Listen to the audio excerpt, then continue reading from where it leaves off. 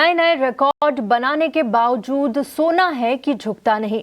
आसमान छूती कीमतों के बावजूद सोने की मांग बरकरार है। फेस्टिव सीजन से मांग को कितना सपोर्ट मिला है? क्या महंगाई से सोने की फेस्टिव मांग में गिरावट आई है? दिवाली में कैसी मांग रहने वाली है? ऐसे में देश के सबसे बड़े ज्वेलरी बाजार मुंबई के जवेरी बाजार में क्या माहौल है? दिवाली और धनतेरस को लेकर क्या तैयारियां चल रही है? इस पर हमारे सहयोगी विश्व मोहन कुमार ने श्रृंगार के चेयरमैन चेतन थदेश्वर से खास बातचीत की। चलिए सुनते हैं। जैसे जैसे सोने की चमक बढ़ती जा रही है वैसे ही ज्वेलरी इंडस्ट्री की भी तस्वीर बदलती जा रही है। हम देख रहे हैं कि एक के बाद एक कई सारी ज्वेलरी कंपनियां इस साल लिस्ट भी हुई है और आगे भी लिस्ट होती रहेंगी। हाल की लिस्टेड कंपनी हमारे साथ श्रृंगार हाउस ऑफ मंगलसूत्रा के चेयरमैन चेतन थदेश्वर साहब है। बहुत बहुत शुक्रिया सर, आपने वक्त दिया है। सबसे पहले सर, पोस्ट लिस्टिंग क्या कुछ बदला है आपकी कंपनी में?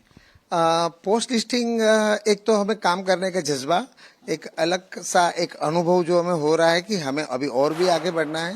पहले हम इतना नहीं सोचते थे कि इस कंपनी को कितना आगे बढ़ाएंगे, लेकिन इसके आयाम कितने बड़े हैं, हम आगे कितने जा सकते हैं, वो हमने सोचा है और वहां तक पहुंचने की पूरी तैयारी कर ली है और आगे बढ़ेंगे। सर, भाव काफी ज्यादा है, इसलिए डिमांड को लेकर तो लोग सोचते ही होंगे कि किस तरह की डिमांड है। क्या वाकई डिमांड हिट हुई है? हालांकि आप B2B में है, उसके बाद भी यहाँ पर डिमांड पे कुछ असर हुआ है कि नॉर्मली चल रहा है जो पिछले साल की तरह थी? जब भाव 1 लाख को क्रॉस कर गया तो एक बार तो ज्वेलर्स भी मन से थोड़े से चिंतित हो गए थे, लेकिन आज तो अभी 4100 के आसपास के डॉलर चल रहे हैं। 1,29,000 विद GST 24 कैरेट गोल्ड आज मैं देख रहा हूँ और इतनी खुशी हो रही है कि हर शोरूम में पैर रखने की जगह नहीं है। सोना चाहे कोई भी भाव हो जाए, सोने के प्रति जो लगाव अपने इंडिया में है वो बरकरार रहेगा और आगे ऐसे ही ये इंडस्ट्री आगे चलती जाएगी। क्योंकि मैं तो जानता हूँ कि किसी जमाने में आज जो चांदी का भाव है वो भाव कभी सोने का हुआ करता था और तभी भी गोल्ड बहुत वैल्यूएबल हुआ करता था। और आज भी हम देखते हैं तो खरीदारी में कोई कमी नहीं है, भावों की वजह से कहीं कोई रुकावट नहीं है। हल्की सी शायद वॉल्यूम कम हो सकता है, बट वैल्यू तो आप देख ही रहे हो कि उसका दुगना तिगना हो गया है एकदम। तो दुगना दिख ही रहे हैं पिछले साल के मुकाबले, तो वैल्यू टर्म में तो ग्रोथ दिख ही रही है। वॉल्यूम में थोड़ी कमी जरूर दिखेगी, लेकिन एक अच्छी बात आपने कही, हमने ये कई ज्वेलर से बात की, ये निकल कर आ रहा है कि यहाँ पर लोगों का शुरुआत में हिचक रहे थे अचानक से जब दाम बढ़े थे, लेकिन अब जमकर खरीदारी कर रहे हैं और पिछले हफ्ते 10 दिन के बाद जो नवरात्र से लेकर अब तक की स्थिति है काफी अच्छी है और कहा जा रहा है जो पूरे धनतेरस और दिवाली के जो नंबर आएंगे वो काफी अच्छे रहेंगे। जो तेजी है, क्या ये तेजी ऐसी ही चलती रहेगी या कुछ पॉज भी आने वाला है? आप भी काफी एनालिस्ट से आपकी मीटिंग हुई होगी, क्या कुछ आपकी रीडिंग है इस मार्केट को लेकर? मैं तो मेरा अनुभव आपको बताऊंगा। जब भी कोई भी रीजन कारण अगर वैश्विक परिस्थितियों के आधारित होता है तो हमें ऐसा लगता है कि इस चीजों की वजह से भाव बढ़ गया है, लेकिन जब शांति जब पुनः स्थापित होती है, लेकिन गोल्ड का भाव नीचे नहीं आता, थोड़ा सा हल्का रिएक्शन जरूर आता है, लेकिन फिर वो आगे की ओर बढ़ जाता है। और मैं आपको एक वॉल्यूम की बात बता दूं, जैसे ही वॉल्यूम घटेगा, समझो घटा भाव की वजह से, लेकिन जैसे ही स्टेबल हो जाता है वॉल्यूम भी अपने आप लेवल पे आता है, बल्कि वो भी आगे बढ़ जाता है। उसके लिए भाव की स्टेबिलिटी बहुत जरूरी है। ओके सर, एक और चीज, क्योंकि आप सिंगल प्रोडक्ट चलाते हैं यहाँ पर, तो क्या लग रहा है किस तरह का मार्केट है आजकल मंगलसूत्रा का? क्या डिमांड इस तरह की है जो उम्मीद आप लोग कर रहे थे? मंगलसूत्र की डिमांड बहुत जोर में है। शादियां 1 करोड़ से ज्यादा शादियां इंडिया में होती हैं। अगर मैं तो सोचूं कि कोई आज की तारीख में 1 लाख रुपए में तो कुछ आता ही नहीं है, लेकिन अगर 1 लाख रुपया भी गिनूं और जिस तरह से उसके रिसर्च के आंकड़े हैं, शायद मैं उस लेवल तक पहुंच भी नहीं पाऊंगा, उतना मैन्युफैक्चर नहीं कर पाऊंगा। उतने बड़े इसके आंकड़े हैं। तो क्या आगे चल के कैपेसिटी एक्सपेंशन की भी कोई तैयारी है आप लोगों की? डेफिनेटली हम मैन्युफैक्चरिंग 3 टाइम्स बड़ा कर रहे हैं, और क्योंकि ऑर्गेनाइज्ड ज्वेलर्स जितने भी हैं उनके शोरूम्स भी आगे इतने बढ़ते जा रहे हैं, बल्कि आपने नवरात्रि में देखा होगा काफी नए शोरूम्स ओपन भी हुए हैं। शोरूम जैसे ओपन होंगे, हम B2B में हैं, मैन्युफैक्चरर हैं, तो हमारा काम तो मैं तो कहूंगा कि शुरुआत से ही हमारे काम शुरू हो जाते हैं।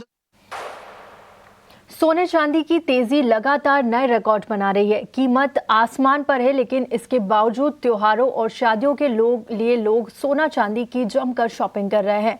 ज्वेलरी स्टोर्स में कैसी है रौनक इस फेस्टिव सीजन? कस्टमर्स का क्या रुझान है? ये जानने के लिए मैंने मुंबई के फेमस जवेरी बाजार में कई ज्वेलर्स और ग्राहक ग्राहकों से बातचीत की। आइए आपको दिखाते हैं PTZ के पार्टनर वृषांक जैन से हुई मेरी बातचीत के कुछ अहम हिस्से। हम देख रहे हैं कि सोने और चांदी की कीमतें लगातार नए रिकॉर्ड्स बना रही है। आज अगर सोने का भाव देखें तो इंट्राडे में 1,29,000 पर तोले पर सोना चला गया है। इसी के साथ चांदी भी रोज नए रिकॉर्ड्स बना रही है। लेकिन ये सब जानने के लिए कि सोने चांदी के रिकॉर्ड रैली के बाद भी कस्टमर्स का क्या रुझान है, ये देखने के लिए हम जवेरी बाजार के UTZ स्टोर पर पहुंचे, जहां हम बात करेंगे कंपनी के पार्टनर वृषांक जैन से। वृषांक जी, बहुत बहुत स्वागत है आपका 18 आवर्स स्वदेश पर। सबसे पहले बताइए कि जिस तरह से सोने चांदी की कीमतें भाग रही है, जितना तेजी से सोने चांदी के दाम चढ़ रहे हैं, उसके बाद भी कस्टमर्स खरीदारी कर रहे हैं। आपकी बिक्री पर क्या इम्पैक्ट आया है सोने चांदी की कीमतों में तेजी के कारण? देखा जाए तो लास्ट ईयर से ये साल में ऑलमोस्ट गोल्ड और सिल्वर डबल हो गया है। ये रेट पे हमने देखा है कि काफी इन्वेस्टर्स कंटिन्यूसली आ रहे हैं, इन्वेस्ट कर रहे हैं, चांदी सोने के बार्स ले जा रहे हैं। एक ज्वेलरी में थोड़ा इफेक्ट हुआ है, जहाँ पे अभी जिनको बहुत जरूरत है खरीदी की वही करके जा रहे हैं। बहुत जन एक्सचेंज करके जा रहे हैं, ओल्ड गोल्ड देके जा रहे हैं, तो उनका नया ज्वेलरी बन जाता है, उससे उनका काम हो रहा है। पर एक कस्टमर्स को थोड़ी दिक्कत हो रही है, जहाँ पे बजट लेके आ रहे हैं तो जितना माल लेना चाहिए उतना ले नहीं पा रहे, थोड़ा कम लेके जा रहे हैं, पर 100% ले ही रहे हैं। बिल्कुल। तो अगर हम लास्ट ईयर से कंपेयर करें, लास्ट ईयर धनतेरस और दिवाली पर जो प्राइस था, ऑफ कोर्स उससे ज्यादा प्राइस बढ़ा है, तो इसके कारण क्या आपकी सेल्स कितनी बढ़ी है लास्ट ईयर के कंपैरिजन में? अगर नंबर्स में देखे जाए तो यस, सेल्स बढ़ी है, पर अगर आप क्वांटिटी में देखे जाए तो सेल्स थोड़ी रिड्यूस हुई है।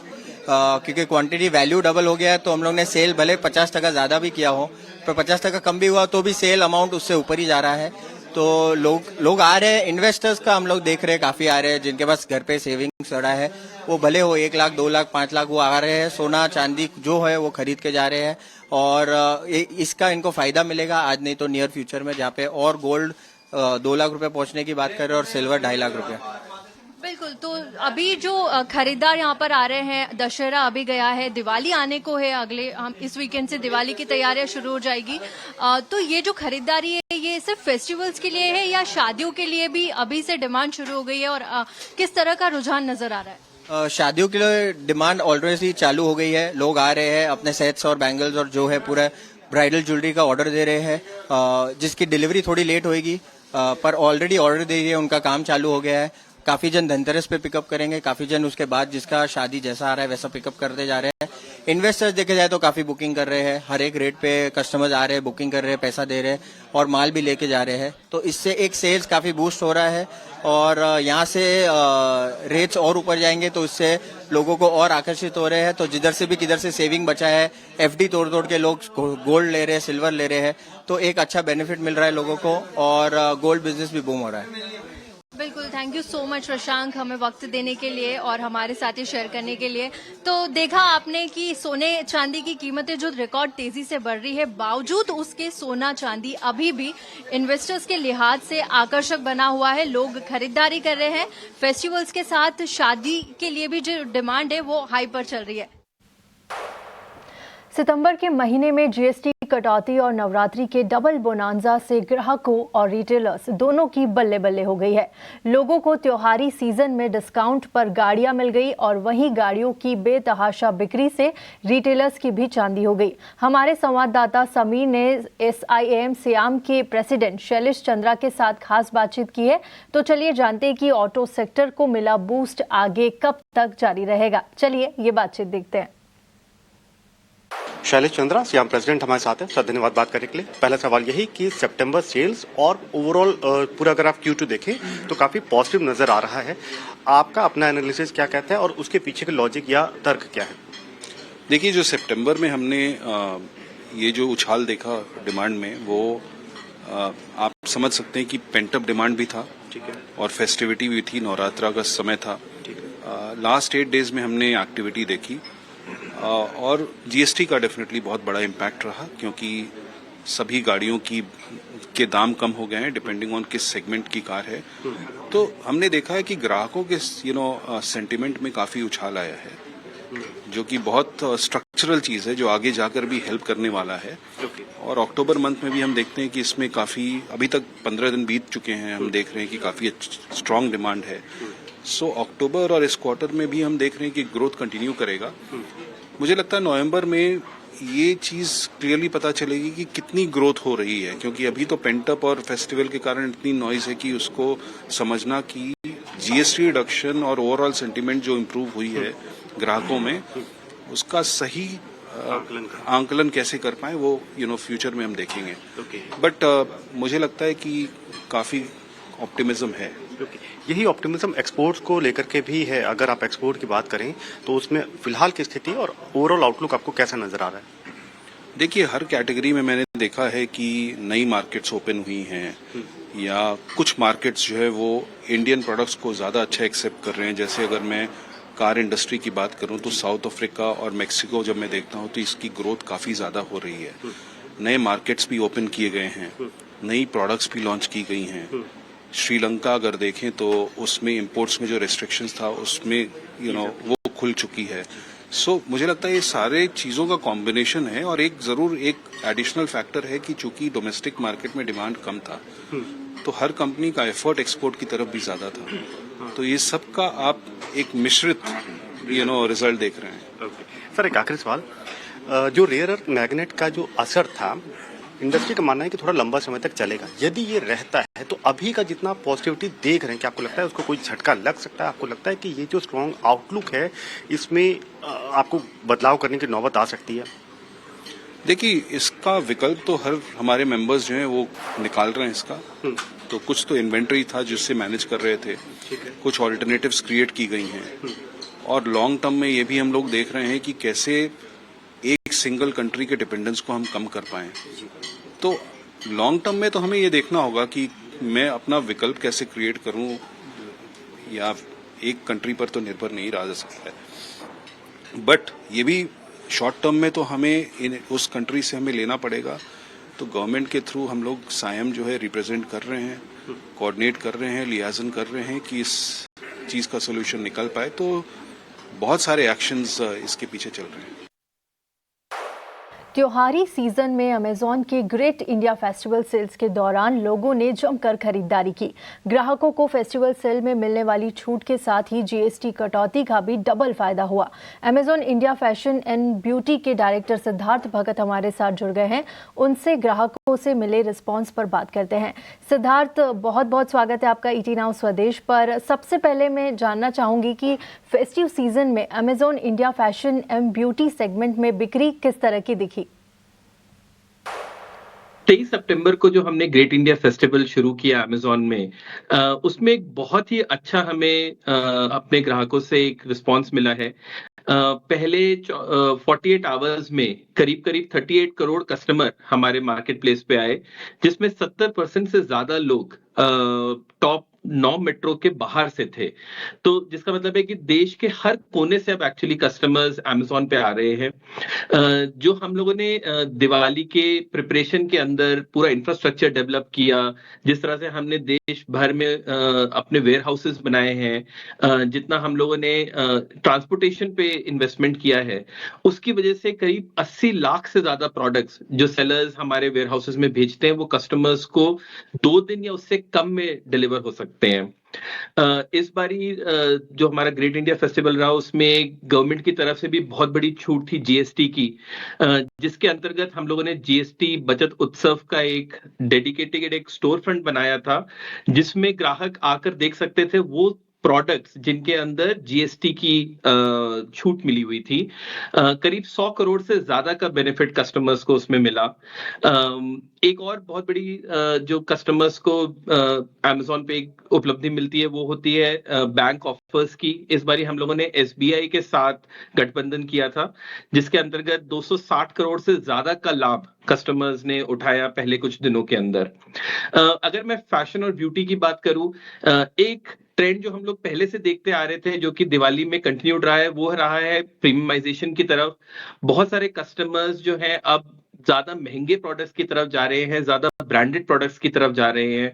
हम लोगों ने देखा ब्यूटी के अंदर, जिसे हम प्रीमियम ब्यूटी कहते हैं, जिसके अंदर जो इंटरनेशनल प्रोडक्ट्स होते हैं जो हम देश में लाते हैं, बहुत सारे प्रोडक्ट्स जो कि सैलून वगैरह में यूज किए जाते हैं, वो प्रोडक्ट्स, उसमें बहुत ज्यादा हम लोगों ने बढ़त देखी इस बारी। जी बिल्कुल सिद्धार्थ, बहुत बहुत शुक्रिया आपका हमारे साथ जुड़ने के लिए और अपना वक्त देने के लिए ईटी नाउ स्वदेश को शुक्रिया। चलिए बढ़ते हैं आगे। अगली खबर भी फेस्टिवल से जुड़ी हुई है और ये एक राहत भरी खबर है। और अब बात दिवाली पर दिल्ली एनसीआर वालों को मिले तोहफे की। दिल्ली वासी अब दिवाली में ग्रीन पटाखे छोड़ पाएंगे। सुप्रीम कोर्ट ने इसकी इजाजत दे दी है। पूरी खबर दे रहे हैं हमारे सहयोगी समीर दीक्षित। जी समीर, बताएं। दिवाली त्योहार से ऐन पहले सुप्रीम कोर्ट ने एक खुशखबरी भरा फैसला सुनाया है दिल्ली वालों के लिए। दरअसल सुप्रीम कोर्ट ने ग्रीन क्रैकर्स पर लगे पूर्ण पाबंदी को हटा लिया है। फैसले के तहत 18 से 21 अक्टूबर तक दिल्ली वाले ग्रीन क्रैकर्स को, इन पटाखों को चला सकते हैं। जो आदेश सुप्रीम कोर्ट ने दिया है कि सख्त निगरानी में ग्रीन क्रैकर्स की बिक्री और इसको चलाने की अनुमति दी जाती है। आदेश में इस बात का जिक्र किया गया है कि 18 से 21 अक्टूबर के बीच दिल्ली जो है वो सुबह 6 से 8 बजे तक और रात में 8 से 10 बजे तक ग्रीन क्रैकर्स को चला सकते हैं, इन पटाखों को छुड़ा सकते हैं। यही नहीं, बिक्री के लिए भी समय तय किया गया है कि 15 से 25 अक्टूबर के बीच एक निर्धारित जगहों पर ही इन ग्रीन क्रैकर्स की बिक्री हो पाएगी। ये भी कहा गया है कि ग्रीन क्रैकर्स को चलाने की मंजूरी भले ही दी गई है, लेकिन ये राज्य में संबंधित एजेंसी लगातार पेट्रोलिंग करके और निगरानी करके सुनिश्चित करें कि सिर्फ ग्रीन क्रैकर्स की ही बिक्री हो और इन्हें ही दिल्ली वासी चला पाएं और बाकी के जो पटाखे हैं उनकी बिक्री पूरी तरीके से प्रतिबंधित रहे। तो यहाँ पर दिल्ली वालों के लिए दिवाली त्योहार से पहले एक बड़ी खुशखबरी की बात है कि जो अभी तक प्रतिबंध लगा था उसको उठाते हुए सुप्रीम कोर्ट ने ग्रीन क्रैकर्स या यूं कहे पटाखों को चलाने की मंजूरी दे दी है। दिल्ली वासियों के लिए दिवाली में पटाखे चलाने की इजाजत को लेकर सुप्रीम कोर्ट में जिस वकील लव वर्मानी ने कानूनी लड़ाई लड़ी, उनसे हमारे सहयोगी गौरव श्रीवास्तव ने खास बातचीत की। चलिए देखते हैं। सुप्रीम कोर्ट ने आज अपने अहम आदेश में दिल्ली एनसीआर में दीपावली के समय ग्रीन क्रैकर्स चलाने की इजाज़त दे दी है। इसकी बिक्री भी हो सकेगी और तय समय के लिए इसका इस्तेमाल भी कर सकेंगे। लेकिन जाहिर तौर पर सुप्रीम कोर्ट ने इस आदेश में न सिर्फ त्यौहार का ध्यान रखा बल्कि क्रैकर्स बनाने वाले तमाम लोगों के रोजगार और उनके उद्योग का भी ध्यान देते हुए आदेश दिया। हमारे साथ इस पर बात करने के लिए ऑल इंडिया क्रैकर्स एसोसिएशन के जो advocate on record supreme court में हैं, लव वर्मानी साहब, वो मौजूद हैं। आदेश एक बार आप स्पष्ट कर दें, क्या है वो सुप्रीम कोर्ट का? देखिए, आज सुबह सुप्रीम कोर्ट ने एक इंटरिम ऑर्डर पास किया है इस मैटर में, जिसमें कोर्ट ने अलाउ किया है sale and use of green crackers in Delhi NCR. NCR में टोटल 25 डिस्ट्रिक्ट आते हैं और इससे पहले दिल्ली एनसीआर में कंप्लीट बैन था on any kind of fire crackers. अब सुप्रीम कोर्ट ने आदेश किया है कि जो ग्रीन क्रैकर्स हैं जिनमें एमिशन लेवल्स कम हैं उसको अलाउ किया जा सकता है दिल्ली एनसीआर में। कोर्ट ने एक बैलेंस्ड अप्रोच ली है और बोला है कि जो कन्वेंशनल क्रैकर्स हैं उसके कंपैरिजन में ग्रीन क्रैकर से एमिशन कम होता है। और कोर्ट ने ये भी कहा है कि जो यूज़ है वो रिस्ट्रिक्टेड टाइम और स्पेसिफाइड नंबर ऑफ डेट्स पे ही अलाउड होगा। जो सेल ऑफ ग्रीन क्रैकर्स है वो डेजिग्नेटेड प्लेसेस से ही अलाउड होगी। और इसी के साथ फिलहाल वक्त एक छोटे से ब्रेक का। ब्रेक के बाद बाजार की खबरों पर चर्चा करेंगे।